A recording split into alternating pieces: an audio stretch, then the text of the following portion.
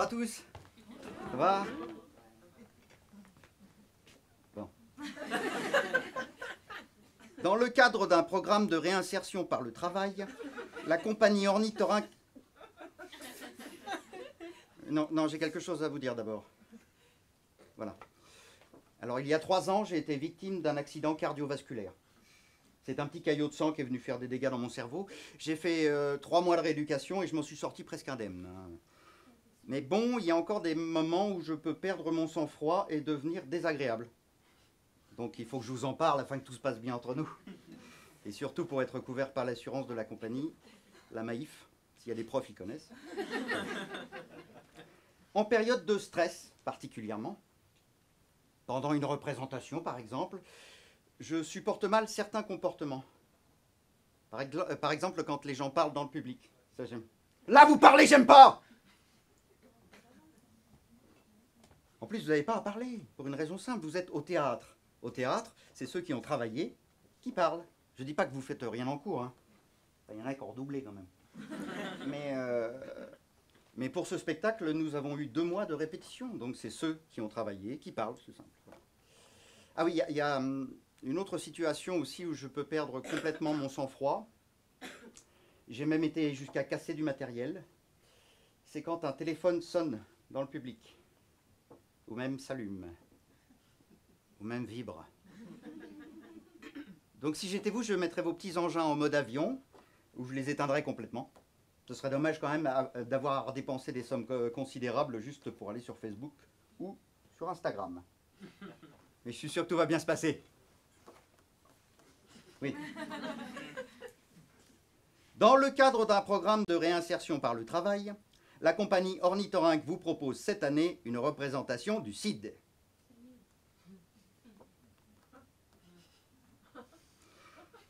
Consciente de la joie et de l'enthousiasme que ce spectacle va générer auprès d'un public de votre âge, la compagnie Ornithorynque a confié cette mission périlleuse à dire son nom. Ah oui. Je me présente, Jean-Michel Bogdanov. Aucun lien, je suis fils unique. Bien. Bon.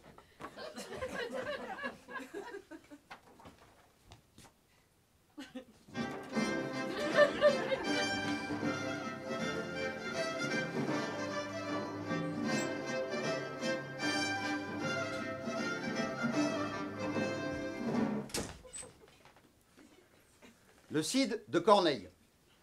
Acte 1, scène 1. La Castille, une province espagnole, en 1033, sous le règne de Ferdinand Ier. Ça, c'est Chimène, une fille de la noblesse, mais pas une princesse. Hein. Et ça, c'est Elvire, la gouvernante de Chimène. Sa confidente aussi. Bref, sa boniche, quoi. Bon, allez, je me lance.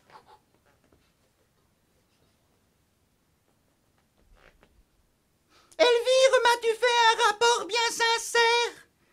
Ne déguises-tu rien de ce qu'a dit mon père? Tous mes sens à moi-même en sont encore charmés. Il estime Rodrigue autant que vous l'aimez. Et si je ne m'abuse à lire dans son âme, il vous commandera de répondre à sa flamme. Vous allez nous jouer toute la pièce comme ça? Qui a parlé? Je continue. Dis-moi donc, je te prie une seconde fois, ce qui te fait juger qu'il approuve mon choix. Vous allez nous jouer toute la pièce avec le Muppet Show. Oh! J'ai demandé le silence. Je vous ai expliqué mes soucis de santé, alors un peu de bienveillance, quoi.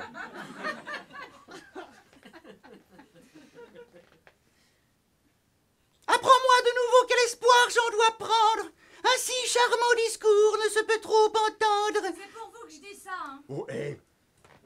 C'est qui? Là, sous le doigt. Oui. Vous allez vous faire égorger. Hein. Vous savez à qui vous vous adressez? Ce sont des adolescents. C'est la pire frange de la population.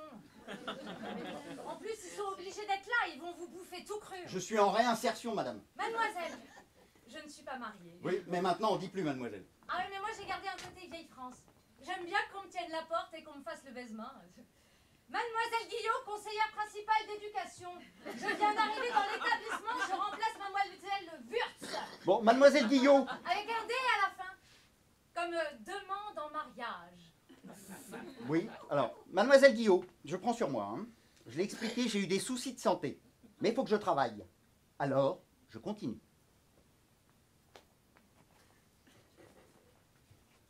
Tu ne peux trop promettre au feu de notre amour la douce liberté de se montrer au jour. On va tenir 2 minutes là. Faudrait peut-être leur parler de la pièce, son contexte, l'auteur. Le quoi? Ouais, qui est l'auteur du Cid? Corneille. Ah, son prénom? Gérard. Raté, c'est Pierre. Et il y avait feuille ou ciseaux sinon. Bien, Pierre Corneille, sa date de naissance. Oui, Oh, bah alors. Pop, pop, pop. Pop, pop, pop.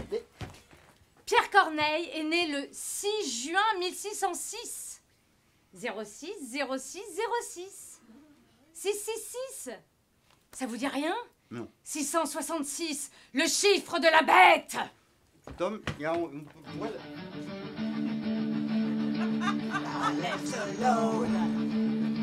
My man was black. 666, the number of the beast. S'il y a des métalleux dans la salle et qui ont un peu de culture, ils connaissent, hein. 3e album d'Iron Maiden, sorti le 22 mars 1982, est probablement le meilleur album du groupe, voire même le meilleur album de métal de tous les temps, mais c'est que mon avis. Et rien. Oh, je donne juste un moyen mémotechnique pour que vous vous souveniez de la date de naissance de Pierre Corneille. 666, 666, 6 juin 1606. Oh, ne me remerciez pas, c'est cadeau, hein. bon, je peux continuer là. Ah bah non.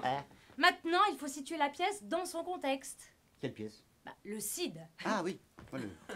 Écrite en 1636. Jouée la première fois le 7 janvier 1637 à Paris, en France. Énorme succès à l'époque. Hein. Pourquoi? Pourquoi quoi? Bah, pourquoi énorme succès? Je sais pas. Mais parce qu'à l'époque, le petit Pierre Corneille, qui a donc une trentaine d'années, et s'est déjà fait connaître par ses comédies telles que l'illusion comique. C'était un rigolo, Corneille? Ah bah, faux, hein. Et il a fait marrer Richelieu et Louis XIII. Et les mousquetaires aussi? Pardon? Bah, c'est l'époque des mousquetaires, Richelieu, Louis XIII, Athos, Porthos, Aramis. Eh oui, mais vous voyez que vous n'avez pas tout perdu, hein. Eh bien, justement, Corneille, dans sa pièce... Quelle pièce? Le Cid. Ah oui, c'est le... Il est esquinté quand même. Hein. Donc Corneille, dans Le Cid, défie totalement la royauté. Il fustige l'omnipotence du roi et il prône la révolte des nobles. Et quoi? En gros, il dit que le roi n'a pas toujours raison et qu'il faut savoir parfois le remettre en question. Et ça l'a totalement brouillé avec Louis XIII. Le roi Soleil. Non, c'est Louis XIV, le roi Soleil. Le monarque absolu de droit divin. Ouais, Louis XIV. L'État, c'était lui. Bon, et maintenant? Bah maintenant, il faut dire pourquoi la pièce a été un énorme succès. Quelle pièce? Bah, le Cid. Ah oui. On est en train de le perdre. Hein. Donc le Cid, à l'époque, a fait un buzz énorme. Pourquoi? Parce que dans le théâtre classique, prôné par Richelieu et son Académie française, il y a la règle des 3 unités. Unité de temps, unité de lieu et unité d'action. C'est net, c'est précis. C'est français, ça, madame. Mademoiselle, je ne suis pas mariée. Enfin, pas encore. Hein. Donc, dans la tragédie classique, on met de côté toute notion de fantastique. Et pas de sexualité, hein, ni de sang sur le plateau. Bref, on se fait chier, quoi. Mais non! Non! On centralise l'attention du spectateur sur l'action principale. Et justement, à l'époque, on a reproché à cette pièce, le Cid, de déroger à la règle des 3 unités. Unité de temps, unité de lieu et unité d'action. Comment ça? Bah, vous l'avez lu ou pas? De quoi? Bah, la pièce? Quelle pièce? Le Cid. Ben non, je l'ai pas lu. Je l'ai apprise par cœur. Ah, bah, c'est mieux que rien. Hein. Oui. Et vous avez compris quelque chose à l'histoire, ce que ça raconte? Oui, bah c'est une histoire d'amour contrarié. C'est une histoire de duel, de père, de fils, de devoir. C'est une tragédie, quoi. Ah non, c'est une tragicomédie. Quoi? C'est une tragicomédie. Je vous explique. Je veux bien. Tous les personnages principaux sont de haute lignée. Ce sont des nobles. Bah ça, c'est le principe de la tragédie, hein. Oui, mais ce sont des nobles espagnols. Autant les Portugais sont gays, autant les Espagnols sont nuls. Il y a des éléments tragiques aussi, en plus de son état de santé, là. Des duels, un mort, un choix douloureux entre l'amour et le devoir. Bah ça, c'est ce que je dis, hein, c'est le principe de la tragédie. Ah oui, mais ça se termine bien. Il y a un mariage à la fin. Enfin, je suppute parce que c'est pas clairement écrit, hein. Et puis, la règle des 3 unités n'est pas respectée. Enfin, pas vraiment. Comment ça? Racontez-nous l'histoire. Quoi maintenant? Bah oui. Puisqu'on est dans la réinsertion, autant y aller à fond, hein. Alors, le Cid de Corneille. Acte 1, scène 1. La Castille, une province espagnole, en 1033, sous le règne de Ferdinand Ier. Ça, c'est Chimène, une fille de la noblesse. C'est pas une femme. Vous allez pas nous refourguer Jean-Marc et son pas la cloche, Aïe. hein. Non. Il se passe quoi dans la première scène de l'acte 1? Ah, Mal. alors, acte 1, scène 1. Alors, Elvire. Alors, oui, c'est là. ça va. Elvire, la boniche. Ah non, non, non, non, c'est pas la boniche. C'est la gouvernante. Bah, elle fait le ménage quand même. Continuez. Bon. Alors, Elvire, la gouvernante de Chimène, raconte son entrevue avec Don Gomez, son père. Le père de Chimène. Bah oui, pas le père de la boniche. Hein. Bah oui, mais c'était pas clair, hein. C'est pas clair parce que vous m'interrompez tout le temps. Parce que vous êtes beau quand vous vous mettez en colère.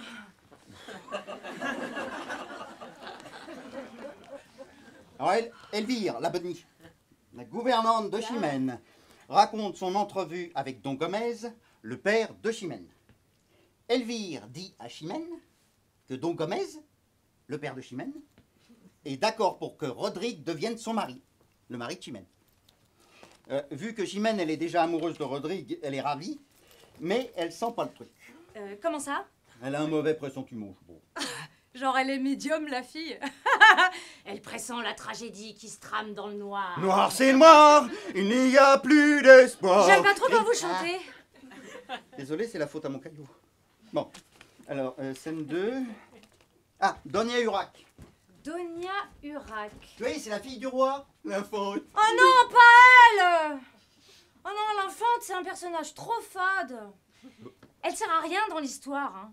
Elle est amoureuse de Rodrigue, comme Chimène, mais elle peut pas se marier avec lui, because c'est la fille du roi. Et Rodrigue, c'est pas un prince, donc y a mésalliance. On appelle ça la tragédie de l'infante. Tragédie. En plus, c'est à cause d'elle que la fameuse unité d'action n'est pas respectée. Alors. Comment ça? Bah, vous vous souvenez de le... je vous explique. Ah, je veux bien. L'unité d'action, c'est quand tous les événements de la pièce servent l'action principale. Et l'action principale du Cid, c'est l'histoire d'amour entre Chimène et Rodrigue. Et la tragédie de l'infante, Eh oh. c'est un événement qui ne fait pas avancer l'action principale.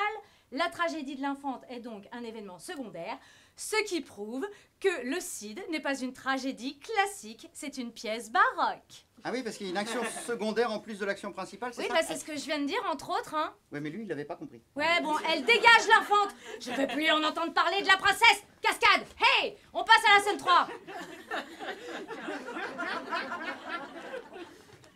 Alors, scène 3 de l'acte 1. Oui. Alors, c'est la rencontre entre les deux pères, Don Diego, le père de Rodrigue, et Don Gomez. Le père de Chimène. J'avais suivi, hein. Il se passe quoi entre eux? Eh ben, en fait, Don Diego, le père de Rodrigue, a décroché le boulot que le Don Gomez, le père de Chimène, voulait. Gouverneur du prince de Castille. Il va s'occuper de l'éducation du fils du roi. Et ça paie bien, ça? Bah, à mon avis, c'est un taf où t'es blindé. Hein. Ah. C'est BM de fonction, hélicoptère, chauffeur à casquette, pas tout le bazar. Quoi.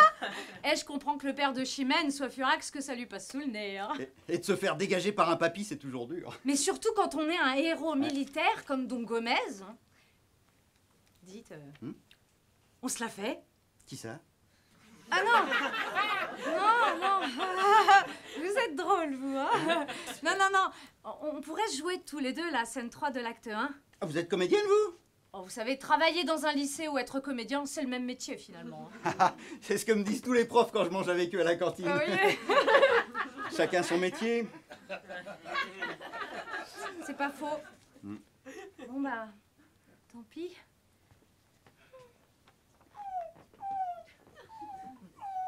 Bon, d'accord. Après tout, vous pourrez pas être pire que mes marionnettes. Et vous faites quasiment la même taille en plus. C'est hyper drôle, ça.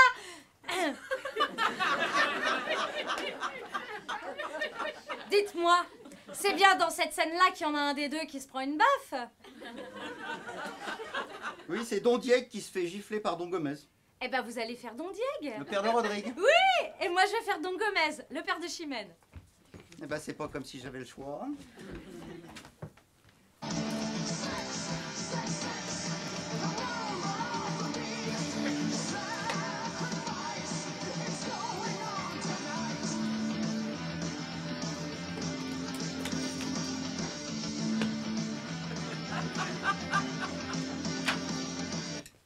Enfin, vous l'emportez. Et la faveur du roi vous élève en un rang qui n'était dû qu'à moi. Il vous fait gouverneur du prince de Castille. Cette marque d'honneur qu'il met dans ma famille montre à tous qu'il est juste et fait connaître assez qu'il sait récompenser les services passés. Excusez-moi, c'est quoi ce déguisement? Et on n'est pas dans la Commedia dell'arte, là. C'est pas une farce du Moyen-Âge, le Cid. C'est une tragédie. Une tragicomédie. Jouez pas au plus malin avec moi, hein. Mais vous avez très bien compris ce que je veux dire. Non, mais enlevez-moi le masque et le chapeau, la cape noire suffira amplement. Vous croyez? Mais oui, et faites-vous confiance un petit peu. Bon. Enfin, vous l'emportez. Et la faveur du roi vous élève en un rang qui n'était dû qu'à moi. Il vous fait gouverneur du prince de Castille. Cette marque de respect qu'il met dans ma famille montre à tous qu'il est juste et fait connaître assez qu'il sait récompenser les services passés. Pour grands que soient les rois, ils sont ce que nous sommes. Ils peuvent se tromper comme les autres hommes. Mais l'on doit ce respect au pouvoir absolu de n'examiner rien quand un roi l'a voulu. À l'honneur qu'il m'a fait, ajoutez-en un autre. Joignons d'un nœud sacré ma maison à la vôtre. Vous n'avez qu'une fille, et moi je n'ai qu'un fils. Leur union nous peut rendre à jamais plus qu'amis. Faites-nous cette grâce et l'acceptez pour gendre. À des partis plus hauts, Rodrigue doit prétendre. Et le nouvel éclat de votre dignité lui doit enfler le cœur d'une autre vanité. Exercez-la, monsieur, et gouvernez le prince. Montrez-lui comme il faut régir une province. Instruisez-le d'exemple et rendez-le parfait, expliquant à ses yeux vos leçons par les faits. Pour s'instruire d'exemple en dépit de l'envie, il lira seulement l'histoire de ma vie. Les exemples vivants sont d'un autre pouvoir. Un prince dans un livre apprend mal son devoir. Et qu'a fait après tout ce grand nombre d'années que ne puisse égaler une de mes journées? Si vous fûtes vaillant, je le suis aujourd'hui. Et ce bras du royaume est le plus ferme appui. Et je suis... Je le sais. Vous servez bien le roi. Je vous ai vu combattre et commander sous moi. Enfin, pour épargner les discours superflus, vous êtes aujourd'hui ce qu'autrefois je fus. Ce que je méritais, vous l'avez emporté. Qui l'a gagné sur vous l'avait mieux mérité. Vous l'avez eu par ruse, étant vieux courtisan. L'éclat de mes hauts faits fut mon seul partisan. Pauvre vieux, le roi fait honneur à votre âge. Le roi, quand il en fait, le mesure au courage. Et par là, cet honneur n'était dû qu'à mon bras. Qui n'a pu l'obtenir ne le méritait pas. Ne le méritait pas, moi. Vous! Ton impudence, téméraire vieillard, aura sa récompense. Oh!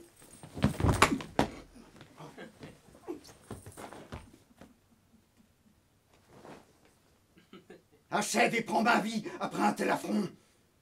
Le premier dont ma race s'est vu rougir le front.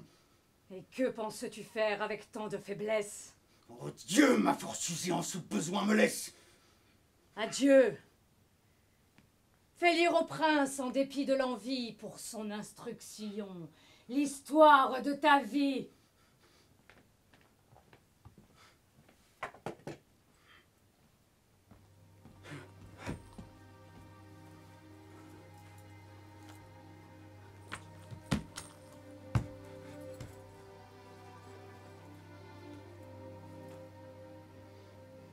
Oh rage au désespoir, ô vieillesse ennemie. N'ai-je donc tant vécu que pour cette infamie? Et ne suis-je blanchi dans les travaux guerriers que pour voir en un jour flétrir tant de lauriers? Mon bras, qu'avec respect toute l'Espagne admire, mon bras qui tant de fois a sauvé cet empire, tant de fois soutenu le trône de son roi, trahit donc ma confiance et ne fait rien pour moi. Ô cruel souvenir de ma gloire passée, œuvre de tant de jours, en un jour effacé.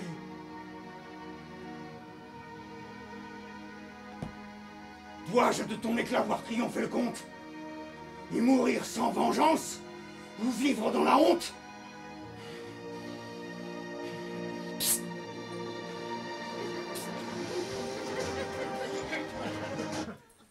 On enchaîne avec l'entrée du fils, là. Rodrigue. Il se prend pas de gifle, lui. Non.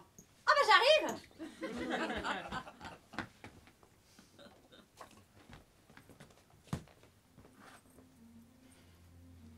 Rodrigue a-t-il du cœur? Tout autre que mon père l'éprouverait sur l'heure. Agréable colère. Ma jeunesse revit en cette ardeur si prompte. Viens, mon fils. Viens, mon sang. Viens réparer ma honte.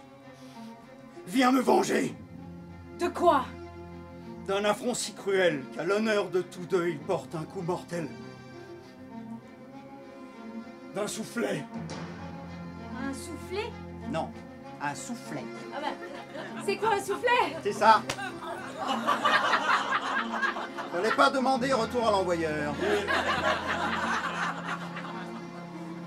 Mais mon âge avancé fait là tout mon malheur.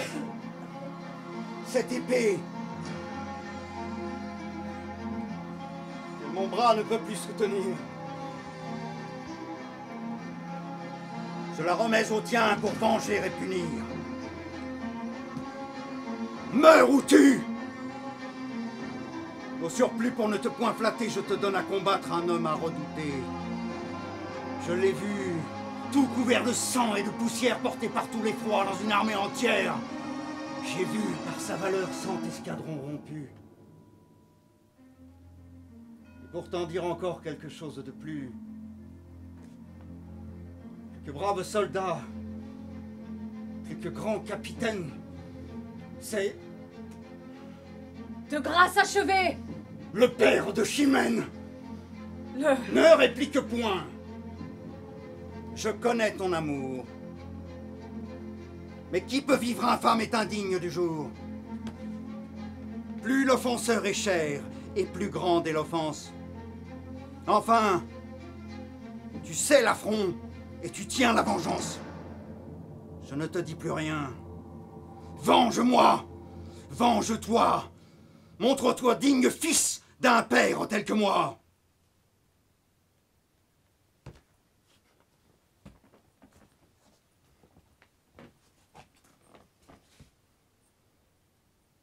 Accablé des malheurs où le destin me range, je vais les déplorer.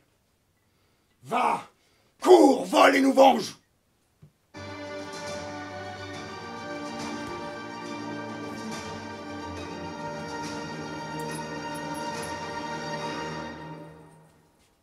Allez-y, balancez la suite, là. Hein. Je suis tendue. C'est un peu the monologue. Et en plus, c'est bourré de strophes hétérométriques. Hein? Hétérométrique. Du grec hétéros, différent, métron, mesure, et hétérométrique. Quoi? Je vous explique. Je veux bien. Dans le monologue qui suit, on passe d'un vers octosyllabique à 3 alexandrins en rime embrassée. Ensuite, il place un alexandrin collé à un hexasyllabe en rime plate. Et il termine avec un décasyllabe, un hexasyllabe et 2 décasyllabes en rime croisée. C'est hyper chaud, hein. En plus, il te refourque ça 6 fois de suite. Les stances, ça s'appelle les stances du Cid. Un quatrain, 8, 12, 12, 12. Un distique, 12, 6. Et un dernier quatrain, 10, 6, 10, 10. J'ai pas tout compris, en fait. Je vous parle du nombre de pieds des vers. Avant le monologue qui suit, il n'y avait que des alexandrins. 12 pieds. Du genre... Je vais les déplorer, va, cours, vole et nous venge. 12 pieds. Mais là, ça change. C'est pour ça qu'on appelle ça des stances. Ça change de pied. Je vous le fais et vous comptez les pieds sur vos doigts. Sur mes doigts de pied? Braddock, je vous préviens, attention où vous mettez les pieds. Je mets les pieds où je veux, Little John. Et c'est souvent dans la gueule. Prêt? Prêt? Percé jusque au fond du cœur, d'une atteinte imprévue aussi bien que mortelle. Misérable vengeur d'une juste querelle, et malheureux objet d'une injuste rigueur. Je demeure immobile et mon âme abattue cède au coup qui me tue. Si près de voir mon feu récompensé, ô Dieu, l'étrange peine. En cet affront, mon père est l'offensé, et l'offenseur, le père de Chimène. 10? Ah bah oui, pourquoi il change la structure des vers, Corneuil? En changeant le rythme des vers, il fait une pause dans l'action et il intensifie l'émotion. Les vers courts, octosyllabes et hexasyllabes. 8 et 6 pieds. Voilà, et ben ces vers courts, c'est l'émotionnel. Et les vers longs, c'est le rationnel. Que je sens de rudes combats. 8 pieds, octosyllabes. Voilà, et ben là c'est court, c'est dense, c'est émotionnel. Contre mon propre honneur, mon amour s'intéresse. Il faut venger un père et perdre une maîtresse. L'un m'anime le cœur, l'autre retient mon bras. 12, 3 vers de 12 pieds des alexandrins. Voilà, et ben là c'est plus long, c'est plus réfléchi, c'est rationnel. Ah ouais. Réduit au triste choix ou de trahir ma flamme. 8 pieds, octosyllabes. Non, Ah non, c'est 12 6 pieds. pieds. 12 pieds. Oh, Rationnel j'ai pas compté alors. ou de vivre en infâme. Ah, c'est ça. 6 pieds Voilà. émotionnel. Des deux côtés, mon mal est infini. Ô Dieu, l'étrange peine. Faut-il laisser un affront impuni? Faut-il punir le père de Chimène? C'est un sacré dilemme. Hein. Cornélien. Quoi? C'est un dilemme cornélien. Corneille, Cornélien, ça vient de là? Ah, peut-être, hein. Père, maîtresse, honneur, amour, noble et dure contrainte, aimable tyrannie. J'ai pas eu le temps de compter là. Tous mes plaisirs sont morts ou ma gloire ternie. L'un me rend malheureux, l'autre indigne du jour. Mais pas bien l'assassin, il est déchiré. Faire qui cause ma peine. M'es-tu donné pour venger mon honneur? M'es-tu donné pour perdre ma Chimène? Pour parler à son épée, faut être déchiré. Il vaut mieux courir au trépas. Je dois à ma maîtresse aussi bien qu'à mon père. J'attire en me vengeant sa haine et sa colère. Tout redouble ma peine. Allons, mon âme, et puisqu'il faut mourir, mourons du moins sans offenser Chimène. Quoi? Bah, il va pas venger son père? Bah, en fait, si, il tourne, il vire, mais au final... Allons, mon bras, sauvons du moins l'honneur, puisqu'après tout, il faut perdre Chimène. Oui, mon esprit était confus. Je dois tout à mon père avant qu'à ma maîtresse. Que je meure au combat, ou meure de tristesse, je rendrai mon sang pur comme je l'ai reçu. Je m'accuse déjà de trop de négligence. Courons à la vengeance! Et tout honteux d'avoir tant hésité, ne soyons plus en peine, puisqu'aujourd'hui, mon père est l'offensé, si l'offenseur est père de Chimène! Ah ouais, quand même, hein? Ah ouais, vous faites ça.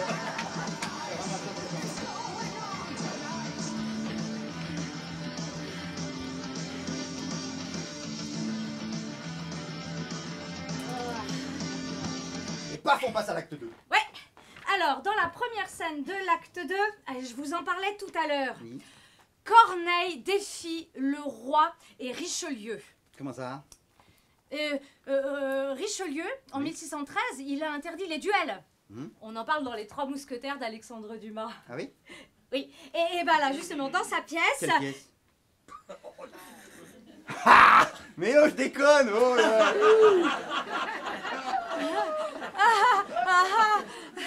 Donc, Corneille, dans sa pièce... C'est le ci dans la pièce. Oui. Ouais. Donc, il est question d'un duel entre Rodrigue et Don Gomez, le père de Chimène. Eh oui. Oui. Don Gomez, c'est un peu le méchant de l'histoire. Ah oui. C'est le badass, quoi. Ouais. Il est bouffi d'orgueil. Et Don Gomez a frappé un vieillard. Quel vieillard? Don Diègue. Ah, le père de Rodrigue. Oui. Ah, d'accord.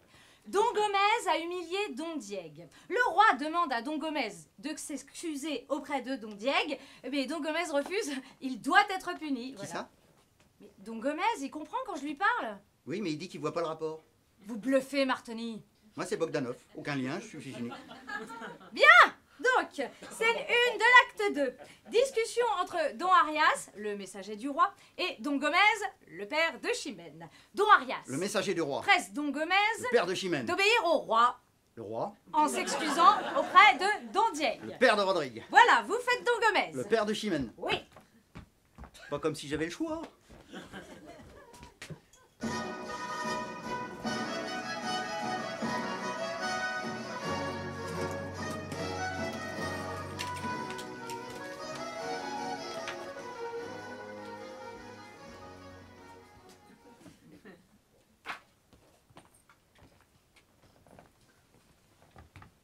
Vous devez redouter la puissance d'un roi. Un jour seul ne perd pas un homme tel que moi. Que toute sa grandeur s'arme pour mon supplice. Tout l'État périra, s'il faut que je périsse. Quoi? Vous craignez si peu le pouvoir souverain? D'un sceptre qui sans moi tomberait de sa main. Il a trop d'intérêt lui-même en ma personne, et ma tête en tombant ferait choir sa couronne. Que lui dirai-je enfin? Je lui dois rendre compte. Que je ne puis du tout consentir à ma honte. Mais songez que les rois veulent être absolus. Le sort en est jeté, monsieur. N'en parlons plus.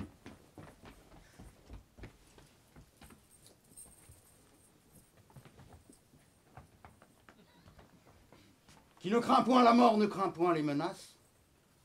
J'ai le cœur au-dessus des plus fières disgrâces, et l'on peut me réduire à vivre sans bonheur, mais non pas me résoudre à vivre sans honneur. Allez hop, scène 2 de l'acte 2. Et vous faites qui là? Rodrigue, Qui ça? le fils de Don Dieg, Hein? l'amoureux de Chimène. Ah bah dites-le. Oui, bah je le dis.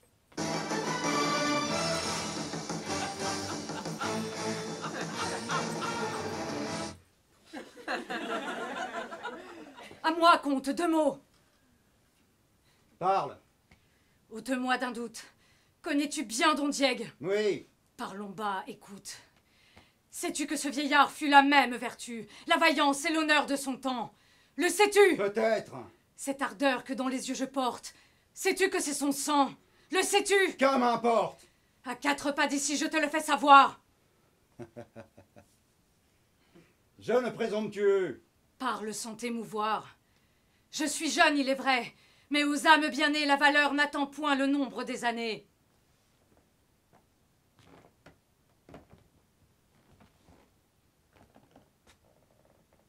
Te mesurer à moi. Qui t'a rendu si vain? Toi qu'on n'a jamais vu les armes à la main. Mais pareils à 2 fois ne se font point connaître, et pour leurs coups d'essai veulent des coups de maître. Sais-tu bien qui je suis? Oui. Tout autre que moi, au seul bruit de ton nom pourrait trembler d'effroi. À qui venge son père, il n'est rien d'impossible. Ton bras est invaincu, mais non pas invincible. J'admire ton courage. Et je plains ta jeunesse. Mais je sens que pour toi ma pitié s'intéresse. Ne cherche point à faire un coup d'essai fatal.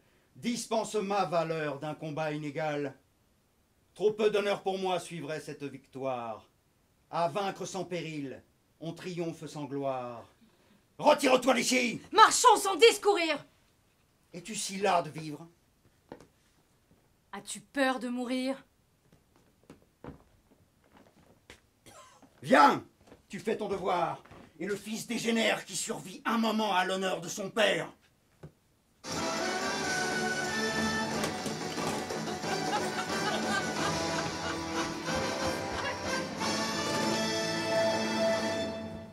Dans la scène suivante, c'est l'infante qui apparaît. Ah non, non, non, non, non. J'ai dit que je voulais pas en entendre parler de celle-là. Oui, mais enfin pour l'histoire, Ah, c'est je important, m'en quand fous, c'est hyper secondaire comme intrigue, hein. Voilà, hop, enlevez.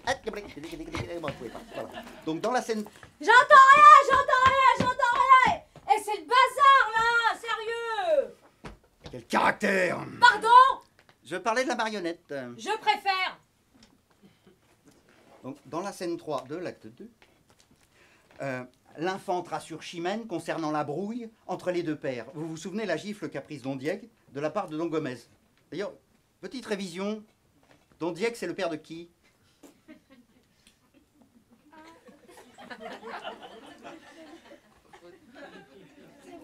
Bravo, un bon point.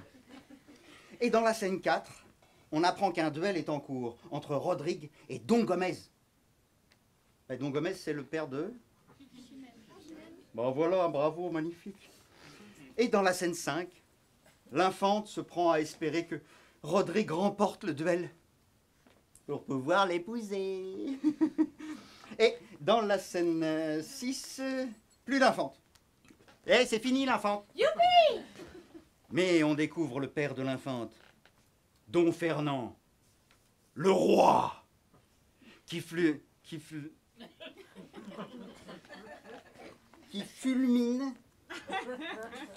contre l'outrecuidance de Don Gomez. C'est le père de Chimène. Oh, la vache! Je vous ai vu à la fois, ça va peut-être. Ce n'est que moi. Oui, bah oui. Donc, je voulais vous dire que je sentais bien de faire la scène qui suit en chantant, du style comédie musicale. Ah ouais? Vous auriez une couronne? Oh, bah oui.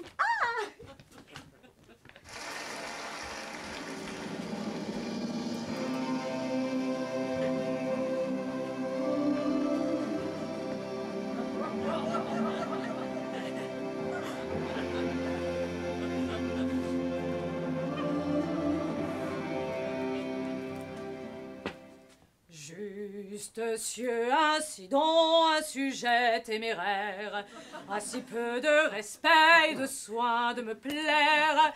Il offense Don Diègue et méprise son roi. Au milieu de ma cour, il me donne la loi. Qu'il soit brave guerrier, qu'il soit grand capitaine, je saurais bien rabattre une humeur si hautaine. Fût-il la valeur même et le dieu des combats, il verra ce que c'est que de n'obéir pas. Ah oui, bel organe quand même. Hein. Donc Sanche, taisez-vous et soyez avertis qu'on se rend criminel à prendre son parti. Zobéis me t'aimer de grâce encore sire, de mots en sa défense. Et que pouvez-vous dire? Taisez-vous! J'aime vraiment pas quand vous chantez. Désolé, c'est la faute à mon caillou. Taisez-vous! Au reste, on a vu 10 vaisseaux de nos vieux ennemis arborer les drapeaux. Vers la bouche du fleuve, ils ont osé paraître. Il est mort! Oh non, je sens la peur en moi renaître. Oui.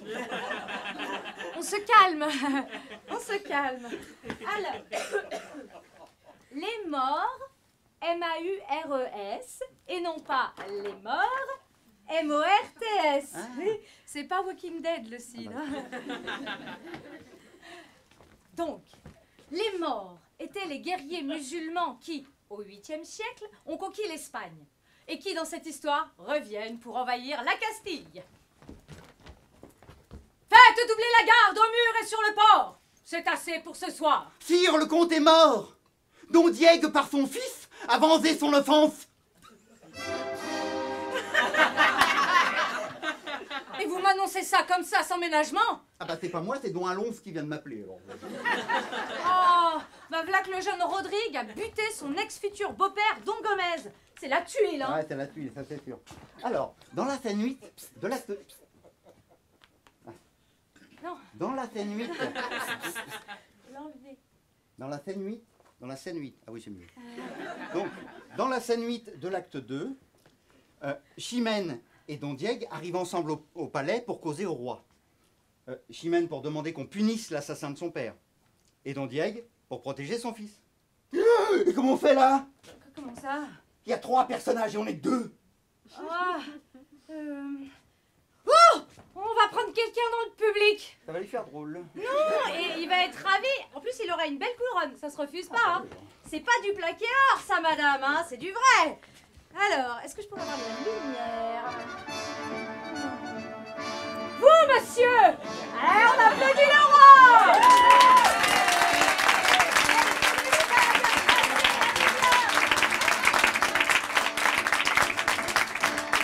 En plus, je suis sûre que tous les ans, c'est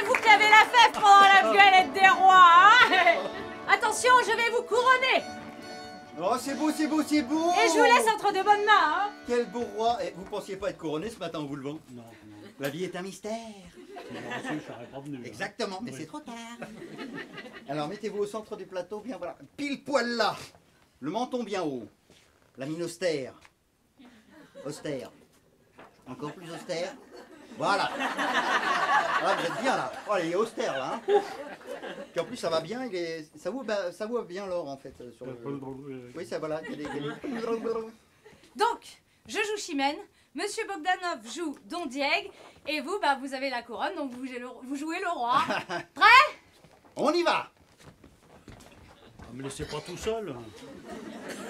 Sire, sire, justice! Ah, sire, écoutez-nous. Je me jette à vos pieds. J'embrasse vos genoux. Je demande justice. Entendez ma défense. D'un jeune audacieux punissez l'insolence. Il a de votre sceptre abattu le soutien. Il a tué mon père. Il a vengé le sien. Au sang de ses sujets, un roi doit la justice. Pour la juste vengeance, il n'est point de supplice. Sire, mon père est mort. Mes yeux ont vu son sang couler à gros bouillon de son généreux flanc. Ce sang qui tant de fois garantit vos murailles. Ce sang qui tant de fois vous gagna des batailles. Ce sang qui sortit des entrailles de mon père. Rodrigue, en votre cour, vient d'en couvrir la terre. J'ai couru sur le lieu, sans force et sans couleur. Je l'ai trouvé sans vie. Excusez ma douleur, sire, la voix me manque à ce récit funeste. Mes pleurs et mes soupirs vous diront mieux le reste. Eh bien là, c'est à vous, hein. Il faut lire. Je l'avais bien mis. Prends courage, ma fille, et sache qu'aujourd'hui ton roi te veut servir de père au lieu de lui. Magnifique. Ah, c'est hallucinant.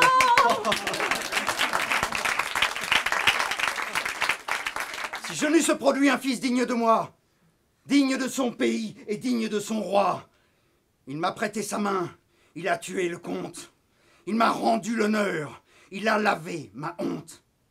Si montrer du courage et du ressentiment, si venger un soufflet mérite un châtiment, si Chimène se plaint qu'il a tué son père, il ne l'eût jamais fait si je l'eusse pu faire. Sur moi seul doit tomber l'éclat de la tempête. Quand le bras a failli, l'on en punit la tête. Et là, c'est encore à vous. L'affaire est d'importance et bien considérée mérite en plein conseil d'être délibérée. Hallucinant. On fait c'est une super. ovation, Vous pouvez saluer. Fin de l'acte 2. Merci, monsieur le roi.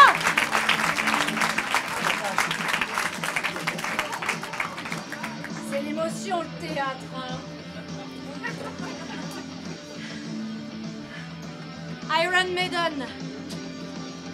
Alors, on aborde l'acte 3. Dans la première scène de l'acte 3, Rodrigue se rend chez Chimène. Carrément. Oui, il veut mourir par sa main. Eh un droit à l'euthanasie en quelque sorte. Oui. Oh, on en dit de ces bêtises, hein. Chimène étant absente, Rodrigue est accueilli par Elvire, la gouvernante. Bonjour, monsieur Rodrigue. Vous mettez les patins parce que j'ai pas fini de chier. Excusez-moi. C'est quoi cette caricature de femme de ménage, là? Ça va, on rigole. Mais en plus, avec l'accent portugais, c'est carrément raciste, hein. C'est le seul que je sais faire. La bonne excuse, hein.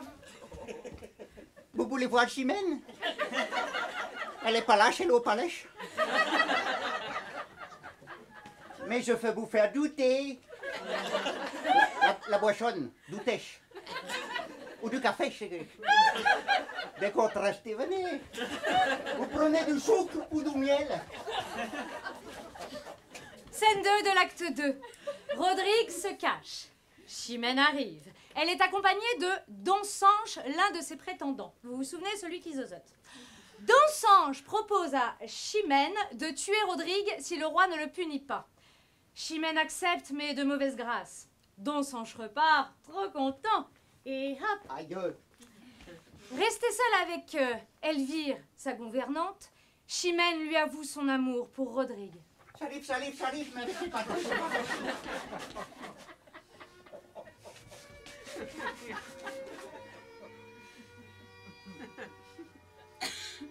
Vous privez d'un père et vous l'aimez en coche. C'est peu de dire aimer, Elvire. Je l'adore. En coche, j'adore, c'est pour la rime. Ma passion s'oppose à mon ressentiment. Dedans mon ennemi, je trouve mon amant. Et je sens qu'en dépit de toute ma colère, Rodrigue dans mon cœur combat encore mon père. Mon cœur prend son parti. Mais malgré son effort, je sais ce que je suis. Et que mon père est mort!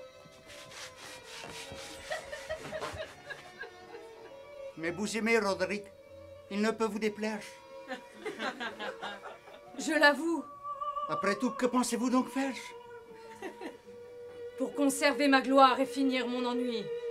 Le poursuivre, le perdre et mourir après lui.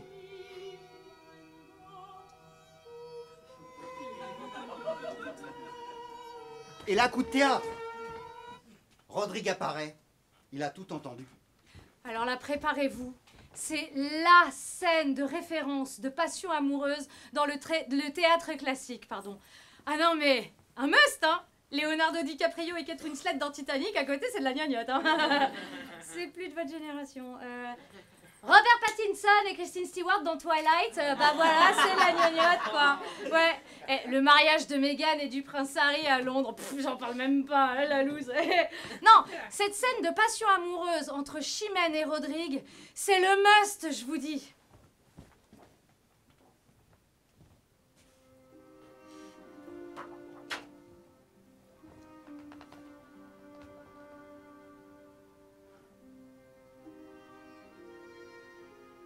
Hélas, Écoute-moi, je me meurs. un moment. Va, laisse-moi mourir. 4 mots seulement, après ne me réponds qu'avec cette épée. Quoi, du sang de mon père encore toute trempée? Ma Chimène, Ôte-moi cet objet odieux qui reproche ton crime et ta vie à mes yeux. regarde-le plutôt. Pour exciter ta haine, pour croître ta colère et pour hâter ma peine.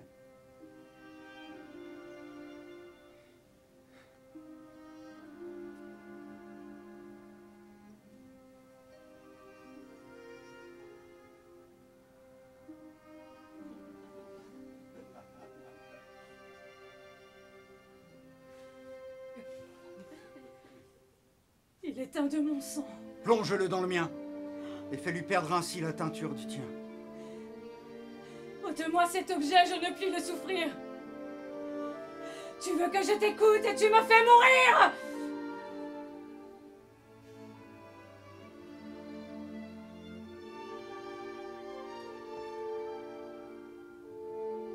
Je fais ce que tu veux, mais sans quitter l'envie de finir par tes mains ma déplorable vie. Oui, c'est vrai, j'ai vengé mon honneur et mon père, je le ferais encore, si j'avais à le faire. Mais quitte envers l'honneur, et quitte envers mon père, c'est maintenant à toi que je viens satisfaire. C'est pour t'offrir mon sang qu'en ce lieu tu me vois. J'ai fait ce que j'ai dû, je fais ce que je dois.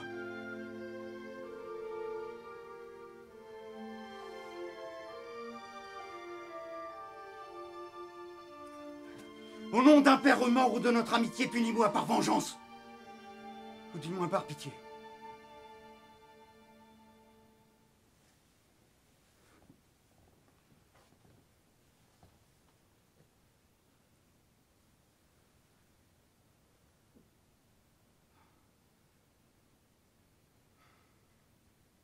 Va, je ne te hais point. Tu le dois. Je ne puis. Même si je me damne en te laissant la vie. Ne m'abandonne pas. Oh, comble de misère. Que de maux et de pleurs nous coûteront nos pères.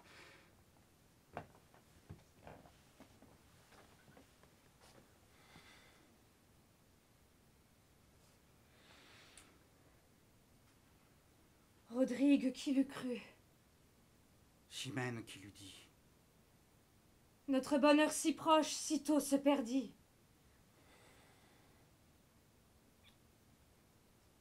Ah, mortelle douleur. Ah, regret superflu. Va-t'en. Oh, je t'en prie. Je ne t'écoute plus.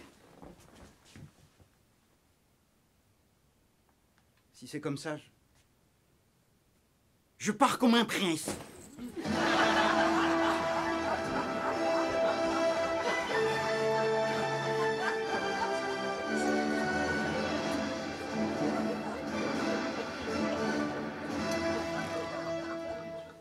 Et là, changement de décor.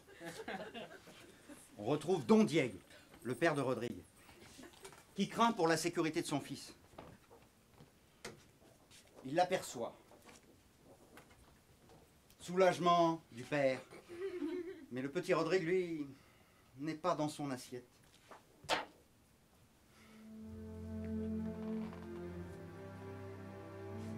Rodrigue, enfin le ciel permet que je te voie.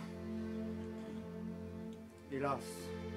Ne mets le point de soupir à ma joie. L'honneur vous en est dû, je ne pouvais pas moi. Étant sorti de vous et nourri par vos soins, mais ne dites plus rien. Pour vous, j'ai tout perdu. Ce que je vous devais, je vous l'ai bien rendu. Mon fils, porte plus haut le fruit de ta victoire. Je t'ai donné la vie et tu me rends ma gloire. Mais d'un cœur magnanime éloigne ces faiblesses. Nous n'avons qu'un honneur, il est temps de maîtresse. L'amour n'est qu'un plaisir, l'honneur est un devoir. Ah, que me dites-vous? Ce que tu dois savoir! Mon amour est trop fort pour être ainsi rompu. Mon cœur m'engage encore si je n'espère plus. Ne pouvant quitter, ni posséder Chimène, le trépas que je cherchais est ma plus douce peine. Il n'est pas temps encore de chercher le trépas. Ton prince et ton pays ont besoin de ton bras. Les morts vont descendre, et le flux et la nuit dans une heure à nos murs les amènent sans bruit. Dans ce malheur public, mon bonheur a permis que j'ai trouvé chez moi 500 de mes amis. Va marcher à leur tête où l'honneur te demande. C'est toi que veut pour chef leur généreuse bande. Tes morts ennemis va soutenir la bord. Là, si tu veux mourir, trouve une belle mort. Porte-la plus avant. Force par ta vaillance ce monarque au pardon et Chimène au silence. Si tu l'aimes, apprends que revenir vainqueur est l'unique moyen de regagner son cœur. Va, cours, vole, tout ça quoi. Terminez l'acte 3.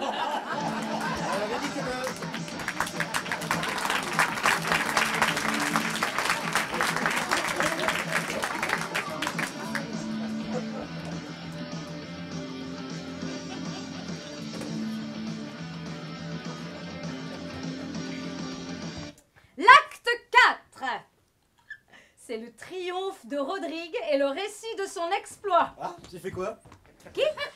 De moi? Hein? Rodrigue.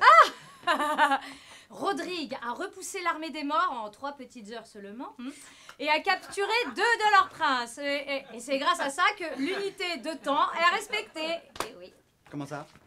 Bah, vous vous souvenez de la règle des 3 unités? Oui, l'unité de temps, l'unité de lieu et l'unité d'action. Voilà. Eh bien, l'unité de temps dans la tragédie classique, c'est 24 heures. Tout doit se passer en 24 heures maximum. C'est les 24 heures du Mans, le Cid. Allons-y, hein. Donc, et c'est grâce à cet exploit que Rodrigue est désormais appelé Cid. Traduction du mot arabe Sidi, qui veut dire seigneur. D'où le titre. Mais peut-être, maintenant que vous le dites, c'est une possibilité, hein, on ne sait pas. Donc, dans les 2 premières scènes de l'acte 4, Chimène apprend l'exploit de Rodrigue et l'infante montre le petit bout de son nez. Ouais. Ouais. Donc, on s'en fiche. Scène 3 de l'acte 4, Rodrigue raconte son exploit. Je fais Rodrigue. Et moi, je vous la mets. Pardon. La cape. La cape, je vous la mets. Je veux bien. Oui, voilà. Regardez, je vous la mets du bon côté en plus. Hein, et toute... Oula, faut pas que je reste trop longtemps. Voilà. Et elle est belle comme ça, toute brillante. Ah, ouais. Et ça fait un peu les trucs qu'on met chez le coiffeur. Je vous fais une petite couleur. Un petit décollement de racine. Non, peut-être. ça ira, je vous remercie. Je vais faire l'ourlet. Ça y est. Ou je vais illustrer le propos, si c'est bien. Bon, j'y vais.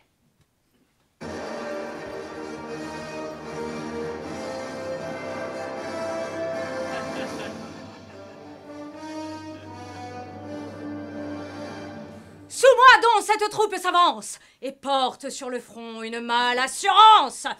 Nous partîmes 500, mais par un prompt renfort, nous nous vîmes 3000 en arrivant au port. Tant à nous voir marcher avec un tel visage, les plus épouvantés reprenaient de courage. J'en cache les 2/3 aussitôt qu'arrivés dans le fond des vaisseaux qui leur furent retrouvés. Le reste, dont le nombre augmentait à toute heure, brûlant d'impatience autour de moi demeure, se couche contre terre, et sans faire aucun bruit, passe une bonne part d'une si belle nuit. Oh, là, c'est Pégase. Et là, c'est la grande ours. C'est frisqué quand même, hein. Ça va, je vous dérange pas? Non, non, ça va, j'ai mon thermos. Par mon commandement, la garde en fait de même, et se tenant caché aide à mon stratagème. Cette obscure clarté qui tombe des étoiles. Oxymore! Une obscure clarté, c'est comme un silence assourdissant ou se hâter avec lenteur. C'est un oxymore. Quoi?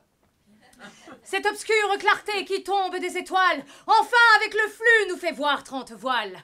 L'onde s'enfle dessous, et d'un commun effort, les morts et la mer montent jusqu'aux ports. Zogma! Les morts et la mer montent jusqu'aux ports, c'est un zogma. C'est comme il a sauté la barrière et sa voisine. C'est un zogma. Pardon? Hein? Vous êtes toujours sous traitement? Ah oui, oui, j'ai mes gouttes. Oh, j'ai oublié de les prendre. On les laisse passer. Qui ça? Les morts. Ah bah oui, évidemment. On les laisse passer. Tout leur paraît tranquille. Point de soldats au port. Point au mur de la ville. Notre profond silence abuse... Hé! Notre profond silence abusant leurs esprits, ils n'osent plus douter de nous avoir surpris. Ils abordent sans peur, ils ancrent, ils descendent et courent se livrer aux mains qui les attendent.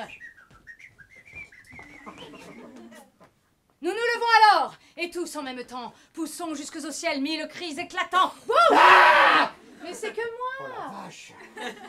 Elle fait peur, hein. Bah c'était le but. Oh, mais bon. L'épouvante les prend à demi descendus. Avant que de combattre, ils s'estiment perdus. Ils couraient au pillage et rencontrent la guerre. Nous les pressons sur l'eau, nous les pressons sur terre. Mais bientôt, malgré nous, leur prince les rallie. Leur courage renaît et leur terreur s'oublie. Contre nous, de pied ferme, ils tirent leurs alfanges. Alors, les alfanges, ce sont de charmantes petites épées recourbées qui coupent. De notre sang au leur font d'horribles mélanges. Et la terre et le fleuve et leur flotte et le port sont des champs de carnage où ils triomphent la mort. Mouah! Death metal! C'est pas un peu beaucoup, non? Bah faut ça, hein. Pas faux. J'allais de tous côtés encourager les nôtres, faire avancer les uns et soutenir les autres. Mais enfin la clarté montre notre avantage. Les morts voient leur perte Roger, il t'en manque un morceau? et perdent tout courage. Je vais peut-être y aller aussi, moi. Ils gagnent leur vaisseau, ils en coupent les câbles, poussent jusqu'aux cieux des cris épouvantables.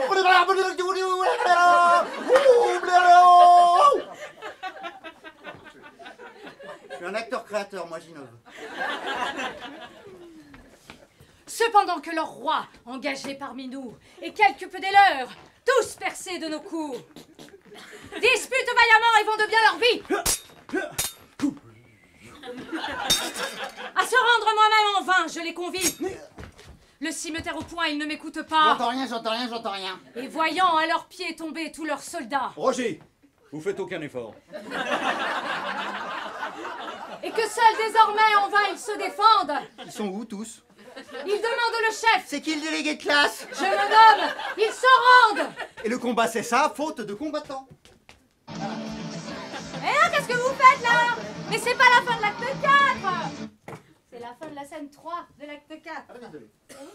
Dans les 2 dernières scènes de l'acte 4, Chimène revient pour encore une fois demander réparation de la mort de son père. Oh, le boulet. Mais là, le roi lui fait croire que Rodrigue est mort en sauvant la ville. Ah, de douleur, elle s'évanouit. Quand elle revient à elle, on lui dit c'était une blague, hein? Rodrigue, il est bien vivant et vainqueur. MDR. La gamine le prend mal. Elle estime qu'on ne la considère pas, qu'on ne respecte pas assez son malheur. Je trouve une incomprise. Je suis au bout de ma life. lui accorde que Rodrigue se batte en duel contre Donsanche, Celui qui zozote? lui-même. Oh. Mais le roi ajoute que Chimène devra épouser le survivant du duel, quel qu'il soit. Ah non, j'ai trop le somme, c'est la loose, pourquoi moi? Quoi, sire, m'imposer une si dure loi? Cesse de murmurer contre un arrêt si doux. Qui que ce soit des deux, j'en ferai ton époux. Et là, c'est la fin de l'acte 4.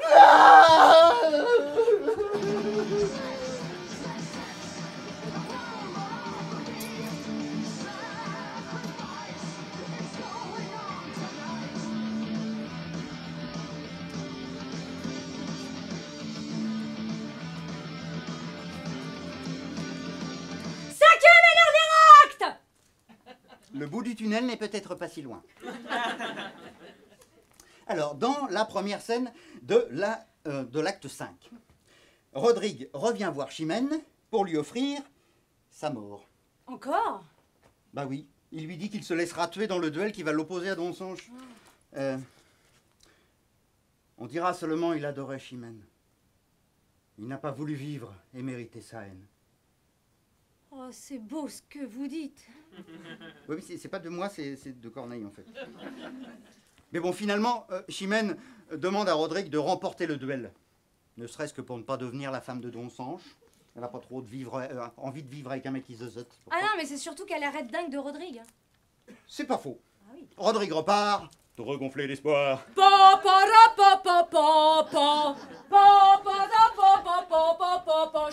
du monde! Peut-être pas sorti du tunnel. Bien, dans les scènes 2 et 3 de l'acte 5, l'infante exprime sa douleur. La relou, hein? D'aimer sans espoir. Mais malgré la force de son amour pour Rodrigue, l'infante décide de se sacrifier au profit de Chimène. C'est beau ça quand même. Hein? Non, attendez. Vous venez de dire que l'infante laisse sa place à Chimène auprès de Rodrigue? Oui. Ah, c'est pas trop tôt, hein? Oui, mais... Oui, d'accord. Bien. Alors, dans la scène 4 de l'acte 5, Chimène se lamente. Encore? Ah oui. Ah mais non! Quelle que soit l'issue du duel, la mort de Rodrigue ou celle de Donsanche, Chimène devra épouser soit l'assassin de son père, Rodrigue est là, c'est le déshonneur. soit le meurtrier de son amoureux. Donsanche. Et là, c'est la loose. Scène 5 de l'acte 5. Suite à son duel avec Rodrigue, Donsanche apparaît, l'épée de Rodrigue entre les mains.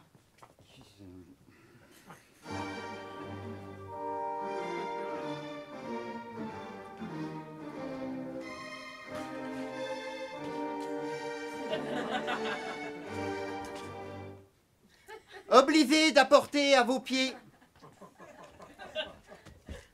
cette épée. Quoi, du sang de Rodrigue encore toute trempée? Perfide, oses-tu bien te montrer à mes yeux après m'avoir ôté ce que j'aimais le mieux? D'un esprit plus posé. Tu me parles encore, exécrable assassin d'un héros que j'adore. Va, tu l'as pris en traître. Un guerrier si vaillant n'eût jamais succombé sous un tel assaillant. N'espère rien de moi, tu ne m'as point servi. En croyant me venger, tu m'as ôté la vie. Étrange impression qui, loin de m'écouter, Veux-tu que de sa mort je t'écoute vanter? Que j'entende à loisir avec quelle insolence tu peindras son malheur, mon crime et ta vaillance? là persuadé que Rodrigue est mort, Chimène implore le roi d'aller finir ses jours dans un couvent. Qu'en un cloître sacré je pleure incessamment jusqu'au dernier soupir, mon père et mon amant. Et là, coup de théâtre, le roi lui annonce que Rodrigue n'est pas mort, qu'il a remporté le duel et qu'il a laissé la vie sauve à Donsanche. Mais alors, Rodrigue, Donsanche, son épée. Ne crains rien, m'a-t-il dit quand il m'a désarmé.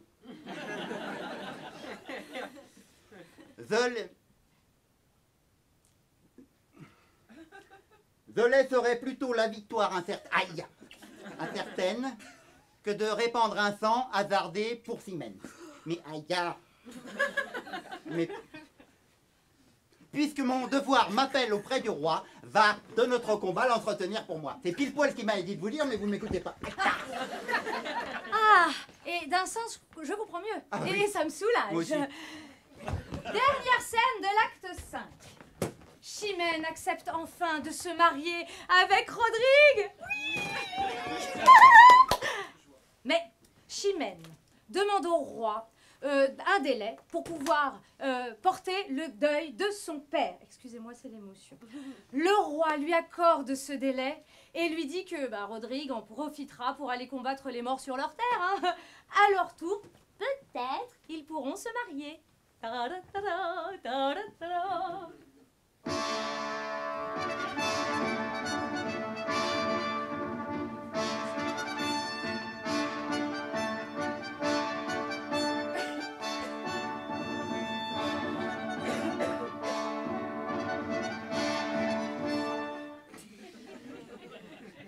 Oui, quand un roi commande, on lui doit obéir.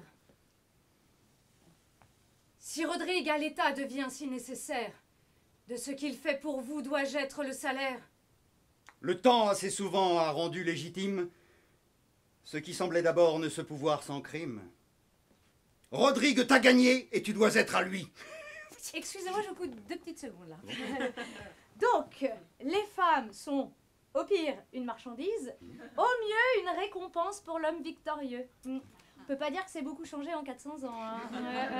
L'inégalité des salaires, le harcèlement sexuel dans la rue, les transports en commun, les garçons, ouais, je vois qu'il y en a beaucoup là. Les garçons! Oui. C'est pas parce qu'on s'habille en jupe qu'on veut se faire violer. Ah bon? Eh ben non! Non? Et qui s'occupe des enfants, hein, à la maison? Il faudrait peut-être faire un état des lieux. L'État! C'est moi. Monsieur connaît. Mais c'est pas la conclusion, enfin pas vraiment.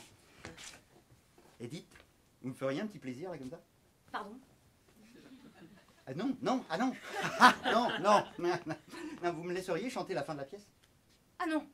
Non, non, ah non, non! Non, non, mais vous savez bien que j'aime pas quand vous chantez, hein! Faites-moi confiance quoi pour Non, une ah fois. non, non, non, oh là là, non, non, non, non. Et puis le médecin il m'a dit que c'était bon pour mon traitement en plus. C'est bon pour votre traitement? Ouais. Ah bah je suis toute oui alors!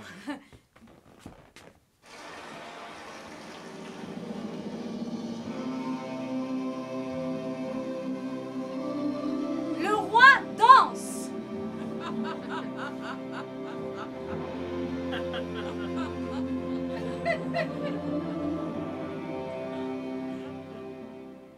Prends un an si tu veux pour essuyer tes larmes.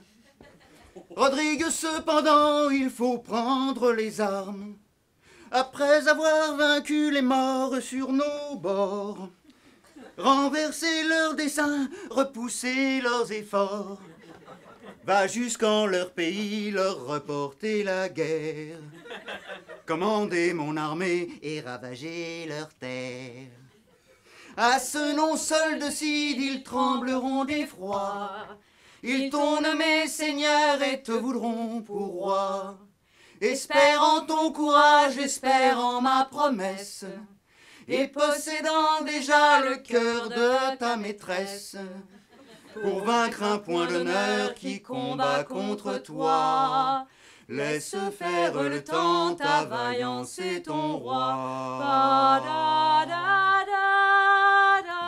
Et ton roi.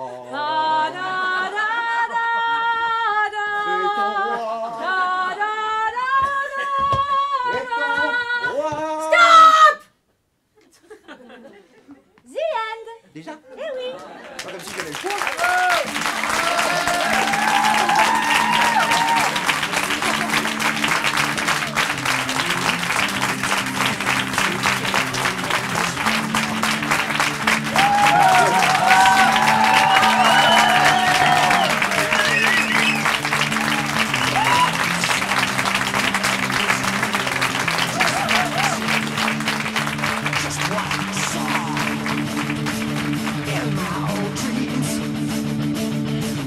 Reflections of my walk